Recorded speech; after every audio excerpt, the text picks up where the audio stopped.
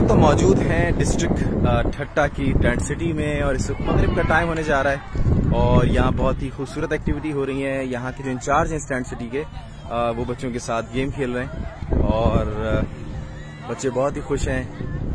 बच्चे खेल रहे हैं और बड़े उनको देख रहे हैं और उनको देखकर खुश हो रहे हैं। तो यही इसी तरह इस खैमा बस्ती में बच्चों के और यहाँ पर मुकीम रिहायशियों के सुबह शाम गुजरते हैं। यहाँ के वॉलंटियर्स बड़े इन्वॉल्व हो गए हैं, इनके साथ पार्टिसिपेट करते हैं। जो इस टेंट सिटी में रहते भी हैं तो वो भी बड़ा कोऑपरेट करते हैं इंतजामात में। तो एक बहुत ही खूबसूरत माहौल क्रिएट हुआ है यहाँ पर।